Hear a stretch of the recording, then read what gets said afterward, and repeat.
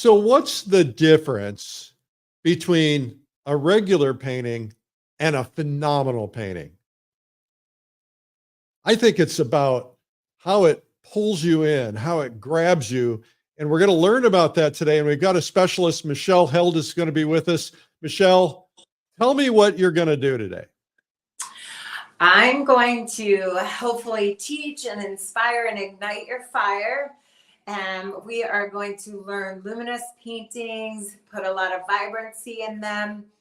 And I'm going to teach you what the big shapes are going to do and how you're going to pull that art collector right across the room to see your painting. Okay, so what you're saying is you're in a gallery. You walk into a gallery, your eyes are scanning around everywhere, and all of a sudden you go whoosh. There's that one painting, and it just pulls you in, and you're going to show us techniques that are going to make people go whoosh and pull into your painting. I am. All right. I am excited about this. And so welcome to Art School Live, everybody. Today is the day. It's Art School Live with Eric Rose. Yes, today is Michelle Held. And Michelle, take it away. Get started. Let's show people how we're going to pull them across the room. What are you working on here? Tell us what you've got going on here. Okay, so first I want to show you a little bit of the underpainting that I do that helps the glow happen. And then we're going to move right into a nice luminous bird with a lot of contrast, a lot of big shapes, and a lot of temperature changes in value and temperature. It's going to win every time.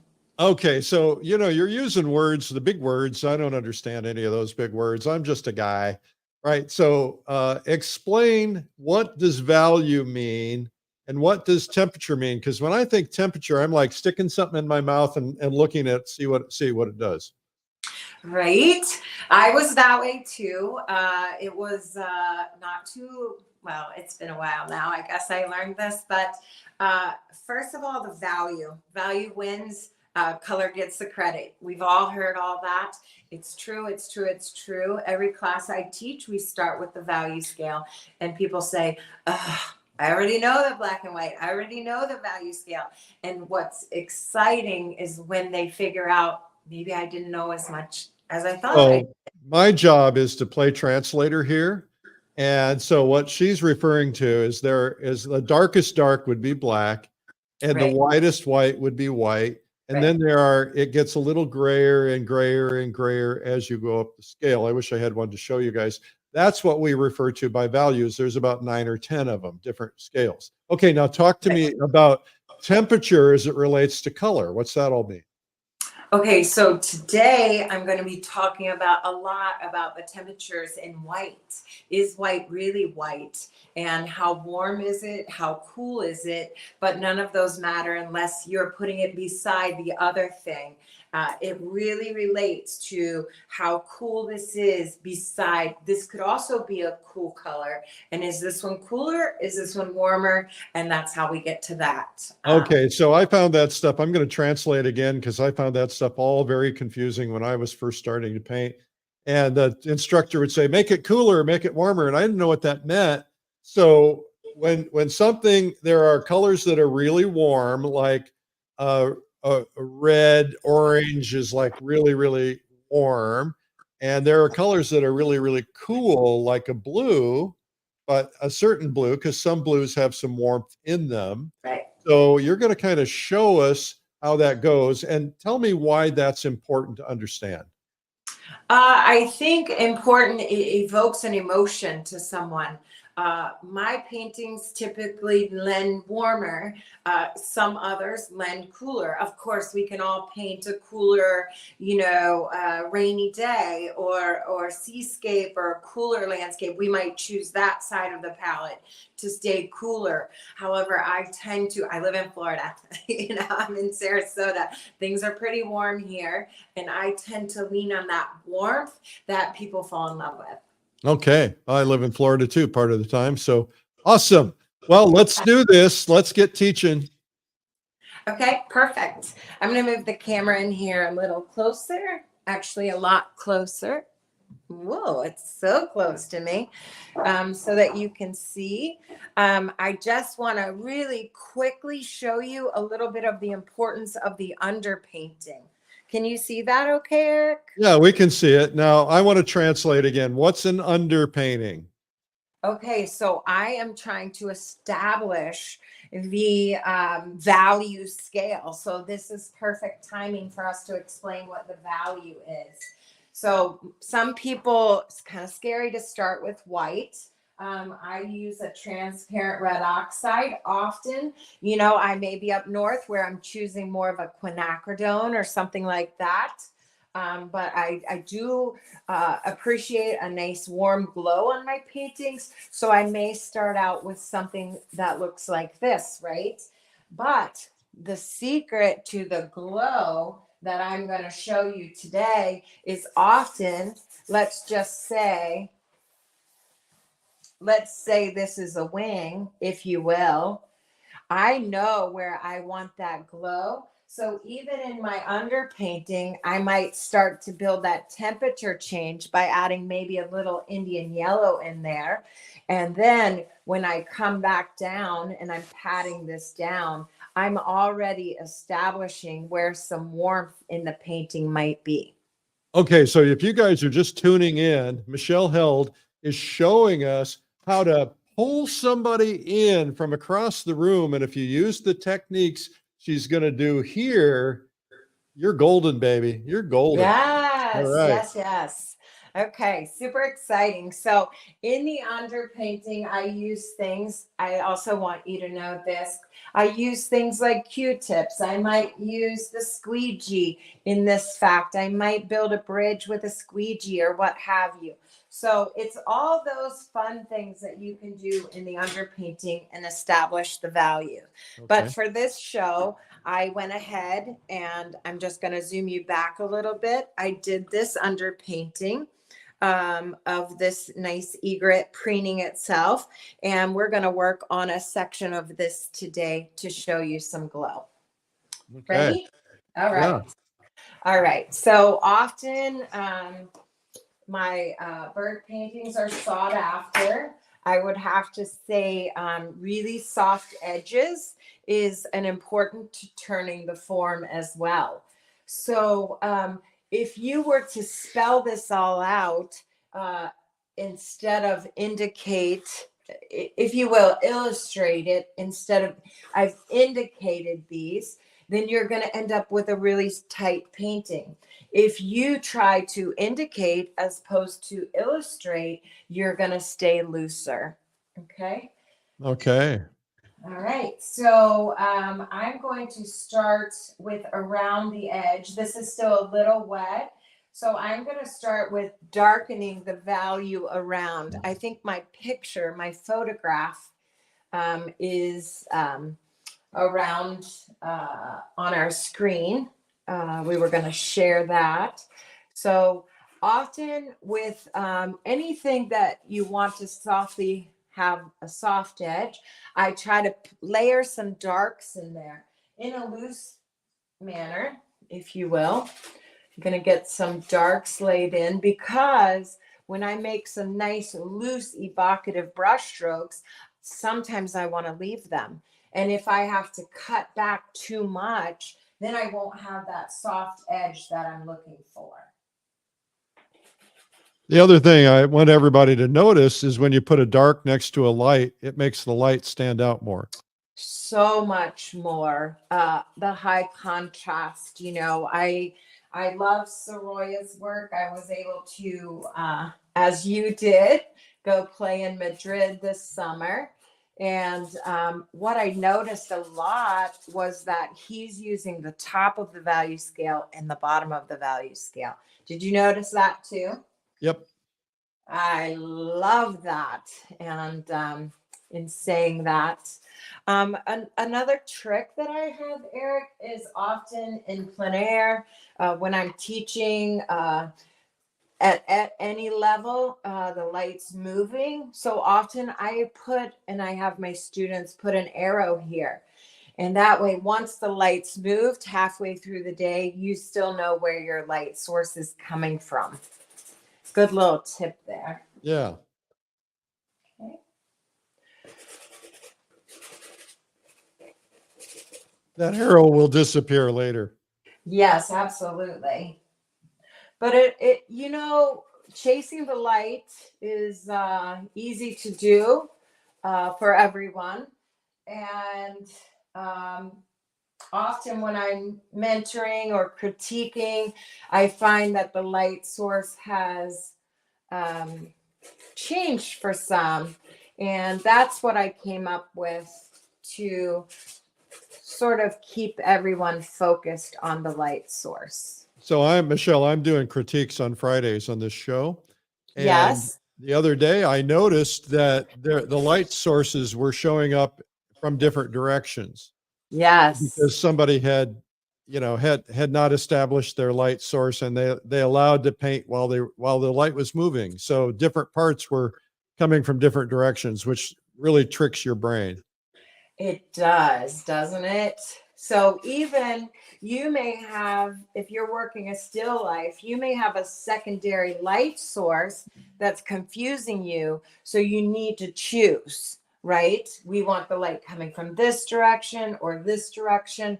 And then in this arrow helps you stay focused with that. I want to just show everybody, we found a value scale, and this is a 9-value scale. So you can see number 1 is a white, number 2 is a little grayer, number 3, and so on, all the way down to dark, dark. And so that's demonstrating the values for you. I love that. Of So course. this is about a 5. Often photographs will lie to us, and they'll bleed out the whites and they will enhance the darks. So by working in plein air, as we know, we've learned where we want to be. All right, I have one thing to say. Photographs are big fat liars. All right. They blow out the lights. They increase the darks. You cannot see the details in the shadows. Go out plein air painting. Yes, yes. You're preaching today, aren't you? I'm a preacher. I love Say it. amen. Say amen in the Amen. comments. Yes. Yes. So, Eric, while I'm getting some of this dark in here, we have 3 watch parties going on today. We have a Florida watch party, a Georgia watch party. Actually, we have 2 Florida watch parties. So I just wanted to say hi to those. Hey, everybody. That's some crazy stuff. Okay. All right. Now let's talk about temperature. So this is cool. Yeah. Cooler green, warmer. This is the light source. It's going to be a little warmer here. Eventually I would go back. I would put some sky holes in here and some light coming this way, as you can see on my photograph there in the corner. And by the way, just a little hint for composition. If you're looking at that photograph, the light holes, the tree holes are down here. We don't want anyone falling off. I will choose to put them up there if I have time. So you can move things on a photograph. Oh, yes, we can. And we can move them in plein air. Okay, so I want everybody to pay close attention to what she said. She said, where the light is hitting it, it tends to be warm. Where the light is hitting it less, it tends to be cool. Yes. Yes. Thank you. Amen. I love this. You're my second voice. I love it. So I sort of switched away from the term plein air painter to outdoor artist. And that gives you the luxury to move things around and be creative, even though you're outdoors looking at something. You can abandon and still create great art. Amen. Yeah, okay. All right. So now let's talk temperature in here. So I'm going to take a quinacridone rose, and I'm going to start establishing where my shadows are. Wait a minute. I don't understand why you're using the red. Well, the red is going to make that color vibrate. Again, we're going to talk about the temperature. Oh, So, this is exciting. yes, this is the part when someone comes up. If they love color, they're like, "Ooh, I love that red." And then you're like, I'm not really leaving that, but thank you. So, but this is going to give me, in a moment, you'll see a little bit of cooler temperature. Or you could turn Because it into a flamingo. you could. They were wild this year. They were all displaced. If you're a birder like I am, you know they were really in places they didn't belong this year. I did not know that. Yes, yes, they were. They were all over the country. I work a lot with the Audubon here in Sarasota and in Naples and in Daytona. So, okay, now we've laid in some cool red, right? Yep. Cool red. That's exciting. Now I want you to pick up your Indian yellow and warm. You think I'm going crazy now. Warm up where your highlights are going to be. Your light source is going to be nice. As we see, yellow is going to be warmer than red. But red also looks great with green because it's complementary. So I'm thinking 100% of the time, people are always like, you seem so relaxed out there. Well, my mind is still working. All right, I'm going to show everybody because you made some very important points. We've put up a color wheel that shows warm and cool. All right, you guys can see that. And also, what's a complementary color? A complementary color is the color that's right across from another color. So right across from red is green. Of course, the variations on red, there are variations on green or blue. So I hope that's helpful. Yes. Thank you. I need you in my classes. Like, Yeah. it's Like you really need a heart helpful. attack, right? Yeah. Oh my gosh. Okay. Well, we have so many new people. We try to really bring things down to the basic root level to help everybody understand it. That's the whole goal of Art School Live. I love that. I love that. I taught a workshop the last 2 days, and I had a brand new, never painted painter, and she is on fire. So Awesome. I'm excited for her. So what are you doing there? It looks like a purple blue. Yes, a nice lavender. Wow, it looks really bright in your camera, not so much in mine. Yes, it looks really bright. So I'm going to lay in a layer. We're going to do some broken color, Eric. So we're going to let some of that red peek through, give you a really luminous, cool color on top of that. All right, you need to explain what broken color means. Okay. I have, so we want big shapes and big contrast to pull them across the museum.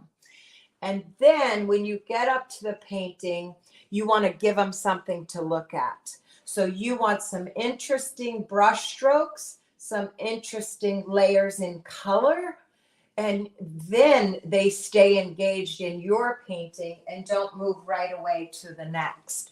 So I wish we could zoom in there a little bit, but you can see it.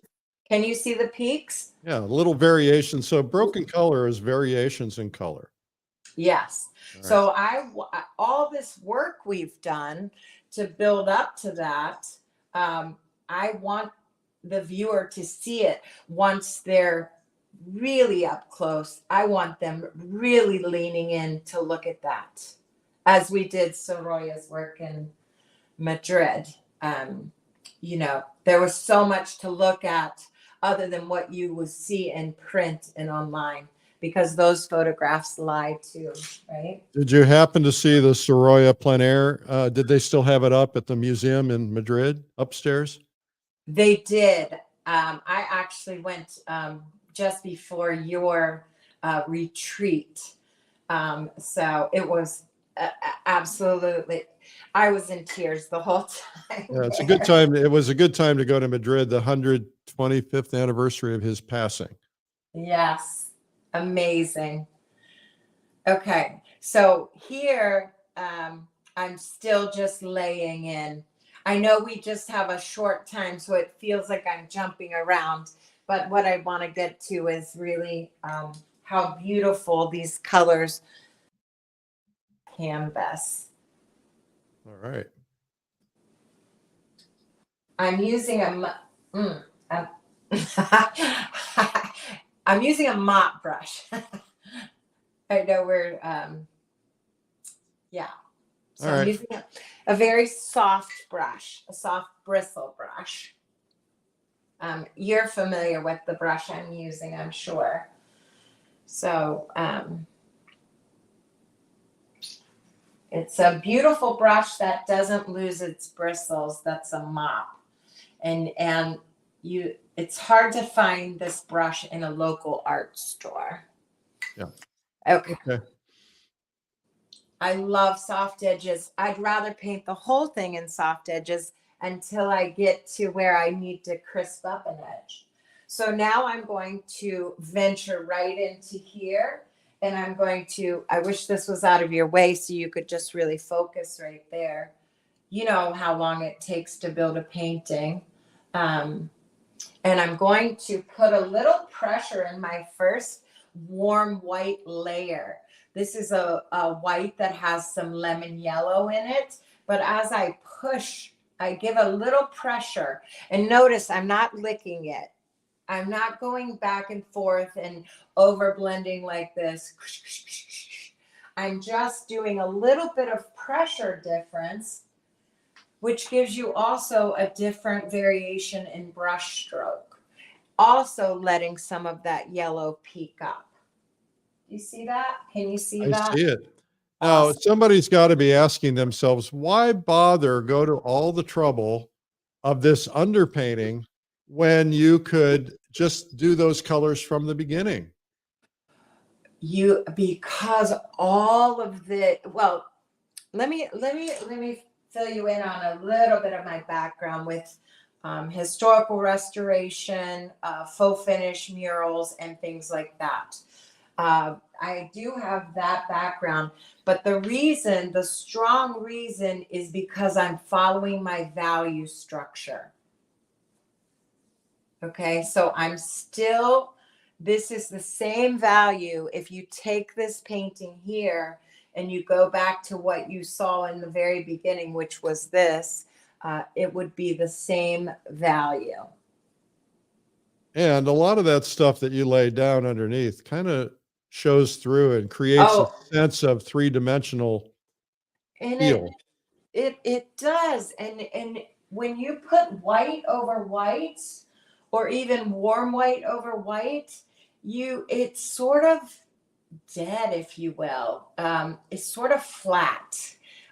This, I see pink, I see yellow, I see even like tangerine color if you were here in person with me. Tangerine. I love tangerine. Speaking of tangerine, right under, I'm mixing. Every time I'm off camera, I'm mixing like, I feel like I'm in a quick draw. Yeah. I'll tell you what, I'm just going to interrupt you for a second. Our guest today is Michelle Held, and she is teaching you how to make a painting grab you from across the room and pull you in. And the reason that's important is you want your paintings to stand out, and you're going to get glow and vibrancy and luminescence in your paintings. If you're just tuning in, that's what we're working on right now. Stick around. You're going to be blown away by what happens by the time she's done. Oh, thank you so much. This is awesome.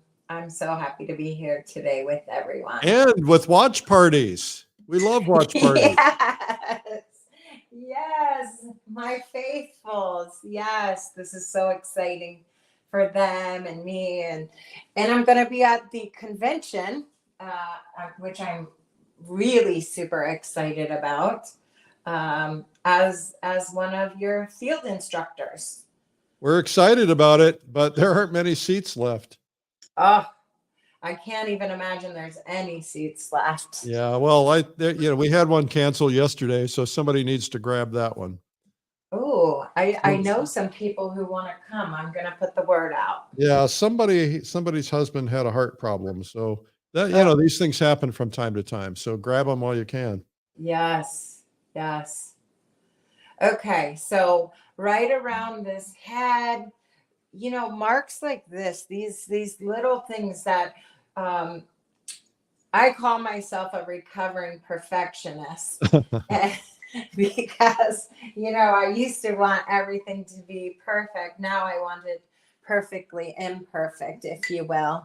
Those are the fun things. If you leave to the last minute and see if you can get away with color splashing through that broken color, these nice luminous areas, such like this. Leave that warmth in there. Leave those broken brush strokes. People will be very engaged with your work by that. It's going to be so much less stiff by doing it this way. Yes. I mean, look at the head of that egret, and if that edge were perfect, it would just not feel right. But it feels like fluffy feathers. Yes, thank you. Yes, my goals, big goals. Edges, form, value. It goes into every painting. It doesn't matter what you're painting. When we're painting the Biltmore, it's going to go into that place and the emotion that it evokes. And I imagine that there's going to be some really warm moments on the sides of the buildings that we'll want to paint. And if we layer it up like this and get some nice, warmth going, then when we put the light in, such as this, a nice warm white yet again, that light glowing into the shadows is going to make your paint even more dreamy. Yummy. Dreamy. That's a good word. I like dreamy. I like that. I don't know where that came from. Yeah. Do you dream? Do you remember your dreams? Oh, I do. Yeah. I do. Yes, I paint a lot. I get a lot of brush mileage in my dreams. Ah. Yes. I haven't tried that.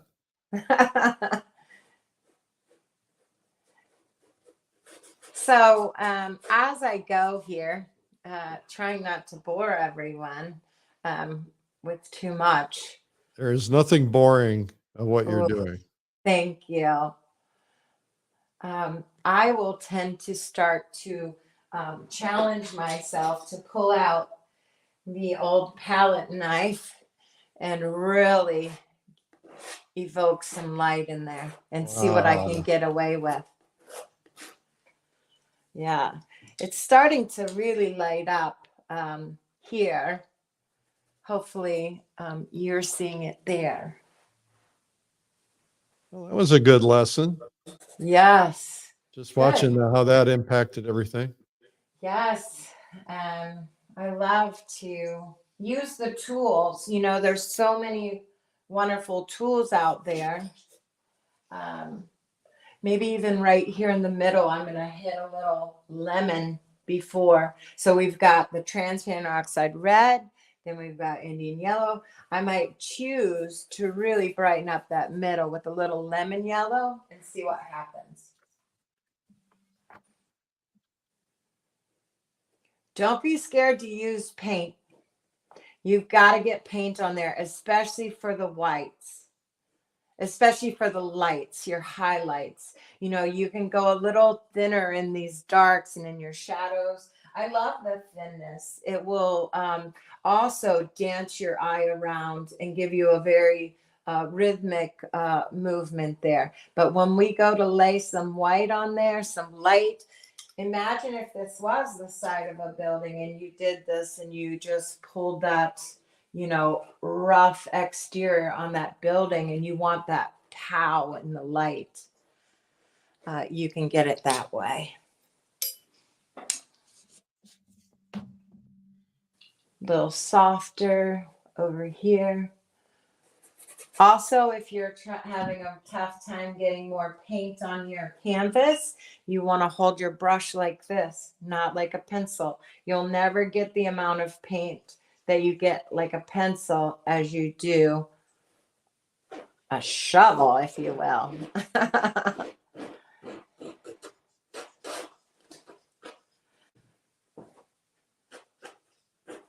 See all these warm tones coming up here in this cave of this arc, this form of the wing? Yeah, I do. And that's all because I'm just giving a little more pressure to my brush, to the canvas. Coming back in with some cool, which would sit right under this beautiful stretched out wing.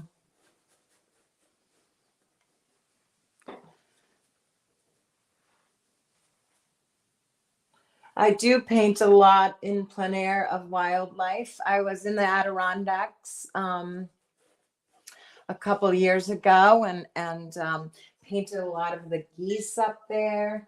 But you have to sort of know where to find them in plein air. And you also will learn, if you will, like a figure artist learns the structure, the bone structure. This egret actually has 33 vertebrae in their neck. Wow. So when you start to fall in love with your subject matter, no matter what it is, it could be buildings, you need to fall in love with perspective. If it's people, you need to fall in love with the figure. Fall in love. I'm in love. Speaking of the Adirondacks, I've got a big retreat coming up in the Adirondacks in June. Yes, that's going to be amazing. Yeah, we actually only have 16 seats left. It's going fast. Your tours, your retreats are amazing. You should just know, Michelle, everything I do is amazing. I love that. I actually agree. Most of the time. No, I'm kidding. Except for my ego and my arrogance. I know nothing about that. Okay, let's go up here. Let's get some more of this underpaint. As you know, the more underpainting that subsides, the more harmonious this painting will start to feel. I'm going to get, even though we're in shadow, I'm going a little more, maybe a violet up here. How are we doing on time? I don't know. I'm not paying attention. I thought you were. I always lose track when you're painting, don't you? I do. I go out after dinner and I'll sometimes realize it's 2 or 3 o'clock in the morning. Oh, right. Are you talking about out at your studio? Yeah, in my studio. Yes. It's the best time to get wasted in. Time wasted. That doesn't sound very good. Yeah, I was going to say, are you getting wasted in your studio? Yeah. Oh now I know what these watch parties are really all about. Yes. Oh my goodness. Okay, bringing the value. Let's go back to art value. Bringing this value lighter, but leaving it cooler. Look how I'm able to dapple that edge with some light. Also, another trick on that brush work, often 3 strokes, and then reload your brush. Now, why is that? I've never heard anybody say that. No? Oh my goodness. So if you go 5, 6, 7, 8, you're out of paint, right? But to keep it nice and juicy, as you can see here, you can see on the camera a little bit, to keep it nice, juicy, and vibrant and glowing, you want 3 strokes and pick up more paint. Try it. You have to try it now. All right, I will. I'll try it tonight. Okay. Just doing a little edge work here, softening. Get a little funky with it. Don't be scared to go outside the lines. You never know what might happen. And if you did those 3 brush strokes, you have plenty of paint to manipulate.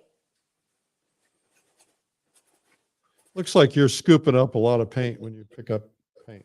Yes, I do. I scoop it this way and then I turn my hand over and apply it that way. Okay. There are tender moments in the dark where I don't go as heavy, but then I'll come back and make some juicy highlights on the trees, on the leaves, to as like this to give you highlight.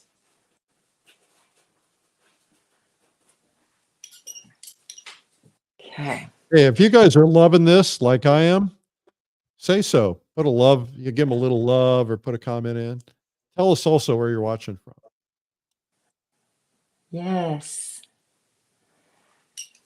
We So need love. every painting has a focal point. Where's your intended focal point on this painting? I would imagine this area is going to end up being the focal point.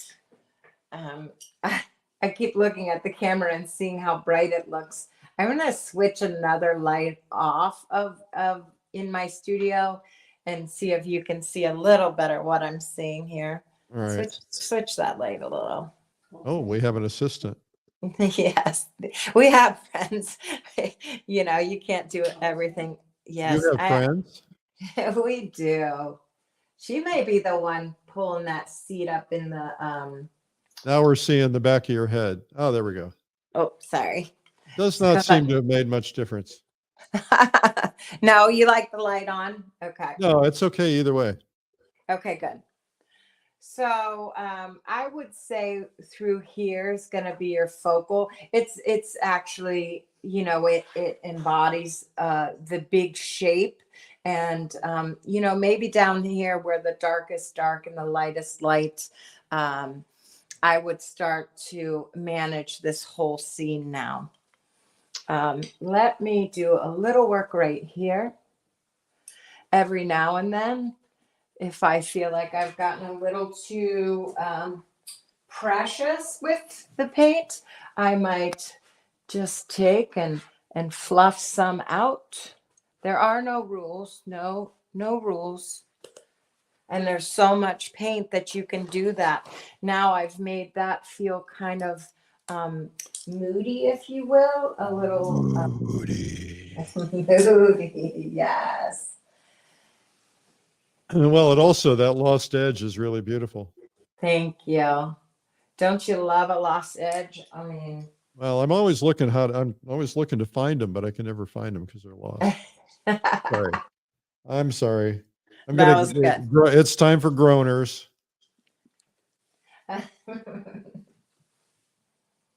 Hey, they're all tuned in to watch and see what you're offering. So you're doing a lot right for us. I like the looseness. That's so wonderful. Thank you. And you know, without having a coloring book, if you will, you can start to be creative.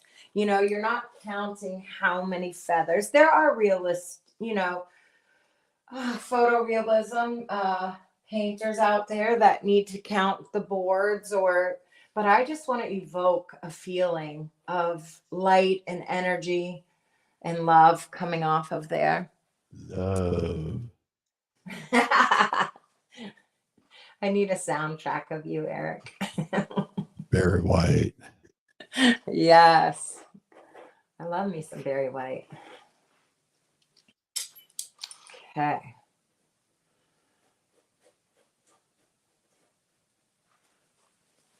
Guys, tell us where you're watching from. We have people tuning in from all over the world. We want to know where you're watching from. I'm mixing colors. Sorry, I'm off camera again. All right. Pulling up here, I'd like to get this bone structure under here with a nice dark. I've used phthalo green and quinacridone rose to get this nice dark lavender up here. Ooh. I still want to turn that form. Tell me again what you use. Phthalo green and quinacridone rose. Yes, with a Wow, touch I of wouldn't white. expect that. Right? Wow, that's beautiful. Thank you.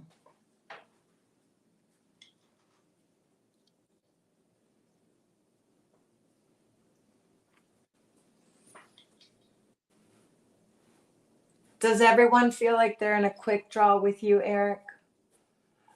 Well, it is a little pressure to do a painting while there's a bazillion people watching. Right. No pressure at all. I mean, we're really not all that big. I mean, the highest individual show we've ever had is about 192,000. Oh my gosh. So, of course, those numbers are growing. So we'll see. Maybe this will be maybe you'll be the biggest ever. There you go. Wow, the impact that you've had on Not plein me. air painting. I'm just showing up. I'm here to serve. You're facilitating. That's all.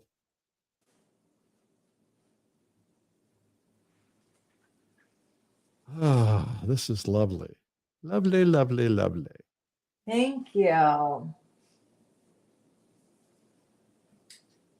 Guys have any questions, put them in the comments. I'll try to ask them. It's funny as painters, like we start to get a little quiet when we're starting to feel something, and sorry about that. What happens to me is I talk when I paint because I had to train myself for being on video teaching. And Right. so if you were to have a camera in my studio, I'm performing the whole time. I'm always talking. And I didn't even realize I was doing it. The other day I caught myself and I was like, wait a minute. There's nobody listening. Nobody's there. Oh, yeah. I feel that way after paint out when you have a name tag around your neck for, 10 days, a week. And I'm like, where's the paparazzi, that's been hanging out? And so many events now have free events for artists to come learn. And, we do those demos and so someone's always interested in what we're doing or playing with or the tools. We have found that a very high majority of the people who used to go to plein air shows as viewers, they have ended up learning how to paint. Yes. Isn't it amazing? They call me the fire starter because I feel like a lot of people can teach you how to do something, but I feel like my job is to not only teach you, but more to inspire and ignite so that on Monday after the workshop, you want to get up and do it yourself, Yeah. That accountability to do it for a class is different than to do it for yourself, and I like to inspire in that Well, you're way. inspiring me. I'm excited. I just want to go try to do this one. Okay. That's awesome. Send it to me when you're done. Yeah, right. Well, I'll talk to my producer. We should try to figure out how to post the reference images. I guess that would be nice for people to be able to use. Well, they could also reach out to me if they like. Yeah, we're posting all your social media stuff in the comments. Awesome. So that way they can do that. That would be awesome. And they can also attend one of your workshops or get to, when they're at the plein air convention, you're going to be running around with a silly hat and a flag saying, hey, I'm here to help. So they Awesome. can grab you. They're all going to have seen you here, and they're going to go, "Oh, I need help." Awesome. That's I one of the best love parts that. about the convention is that people say, I can't believe it. I'm just sitting there struggling, and all of a sudden, some famous artist walks up to me and says, "Hey, can I help?" And they're like, "Yeah." So now you're going to be one of those famous artists. Oh, awesome. Well, I think we're all in the same boat, just trying to get better every day, you Yep. know? Just Yep. get better every day. Hey, Eric, I saw something here. So I often teach if you're trying to do something round, go in it with a flat edge, and that your eye will eventually make that feel round. So I'm trying now to straighten some edges to make this fierce, Oh, right there, and your eye will connect that that is a round oh, sure does. Yeah, surface. So good to know. sorry, didn't mean to interrupt you, but No, you know, this is your, I'm just interrupting you. and look at that. Look at that glow right there. That jar of smoky that just happened. So don't be fearful to play with the paint.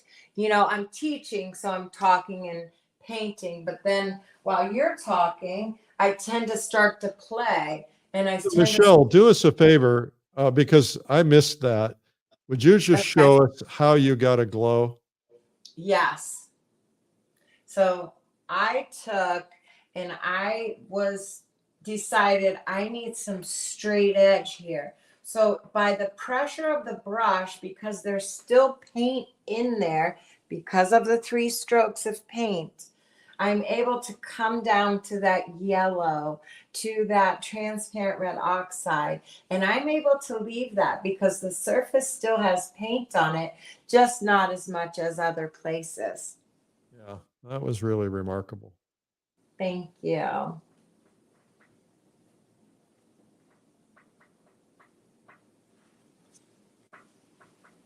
Yeah, I would hang that in my house in Florida. That's just so beautiful. All I, right. I have We'll egrets. talk. I have egrets in my yard. Tell me again where you're at in Florida. I can't say that publicly. I'm Oh, sorry. yeah. Well, they're all over the place, these egrets. And it's funny because I was in Atlanta just at Olmsted, and we were painting by a river. And here's this heron that sits for me the entire day. Oh, And, wow. someone once said to me in Orlando, you painted a seagull on blah blah blah, and I'm like, yeah. And they're like, are seagulls in Orlando? I'm like, seagulls don't know they're seagulls. We've named them seagulls. So it's, they're everywhere. They are truly everywhere. When I go to Cashers in this summer, um, I painted a heron there last year. So Nice. yeah. I do love trying to capture some of the local wildlife too. We have a lot of osprey, Yes. and in the afternoons, and you hear them squeaking, you look up, and they all have fish in their beaks. Yes. And did you know they will sit for 2 hours and eat their prey? Nice to know. Yes. If you ever want to try one live, they'll sit for 2 hours for you. All right, good to know. Yeah. Good to know. Well, we're doing great. I'm going to say you've got about 5 minutes, and then we're going to end all of this. I love how you're dragging that looseness into that dark. Thank you. I really enjoy playing with paint. No fear, just be fierce. You can always scrape it back, or even like this. You make a great mark like that, and it's just sitting on top. You can just use a little bit of brushwork. Now it's in there, so Yeah. it's coming out. Oh, Yeah. wonderful. You're going to post a picture on your social media when you're done with this. Okay. Oh, I sure will. Eric. That's really beautiful. It's amazing. How much time did you spend on the underpainting? Uh, uh, 50 years, no, um, about an hour, I maybe know what you were going to say. Yeah. you 50 do, years, don't you? 50 years learning how to do it in an hour to Yeah, execute it. yeah, about an hour or so.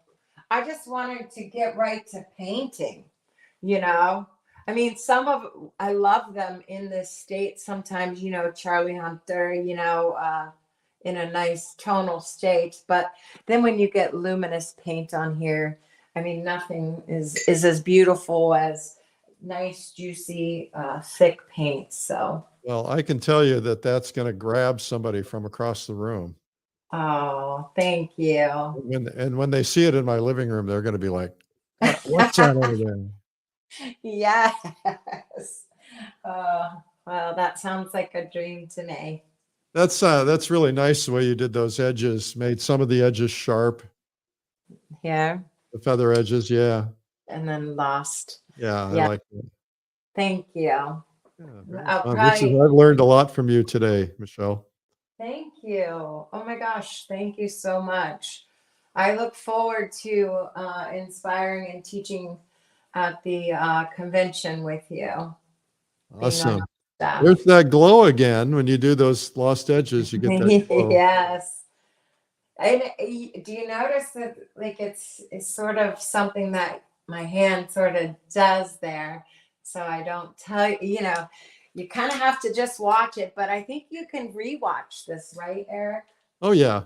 Yeah. It'll be up for 150 years. Yeah. Everything we've ever done is on the YouTube channel, Art School Live. Awesome. We've I love literally had millions and millions of views. It's really fun. Well, it's the best thing that came out of 2020 for me, Well, that's not saying much, right? Well, we all had to figure it out, and that's when I started really full-time teaching. And little did I know I had something to offer. Michelle, I think I'm going to make you put your brush down now.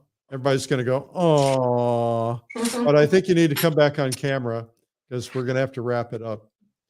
This has been wonderful. This is one of the most exciting ones. I don't know why I'm so excited about it, but really, really nice. Really, really lovely. So, Michelle, thank you so much for doing this. You truly have been an inspiration. And I hope I haven't been too overly annoying by translating. That's fabulous. I need an Eric Rhodes soundtrack. Yeah, no, you don't need that. All right. Well, Michelle, again, we've told everybody how to find you in the comments, et cetera, follow you. And thank you so much for being on today. And what a great lesson. You taught us how to make things glow. You taught us how to grab somebody from across the room, how to take an underpainting and grow that painting on top of it, how to work on edges. There's so many lessons in this.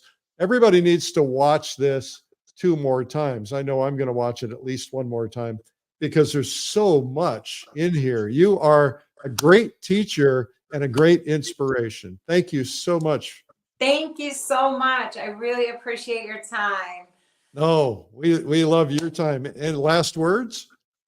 Oh, I'll see you guys at the event, and follow me on Instagram. I'll follow you back, and I'm thrilled to be here and very grateful. Thank you. Awesome. Thank you so much, Michelle Held. All right. So what Michelle's talking about is Plein Air Convention.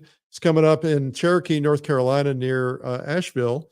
And check frequently to see if any seats have opened up. And you can still sign up for the pre-convention workshops if you are going to the convention. My retreat, Paint the Adirondacks, is coming up in June on the 8th. I'm going to leave the convention and just rush to the Adirondacks. And we're going to have about 100 people there. We have 18 seats left, last I heard, maybe 16. So we'd love for you to join. And then we don't have very many seats left for my fall retreat, but we have a few, and that's coming up in Monterey, California. So check it out. Thank you for being here today. And make sure to watch this one more time, and then watch another video, what we think we have really proven this too. A lot of people are coming into this show accidentally, right? YouTube recommends it, somebody else sees it, and you go, oh, I've never thought about painting. I think I'll look at this.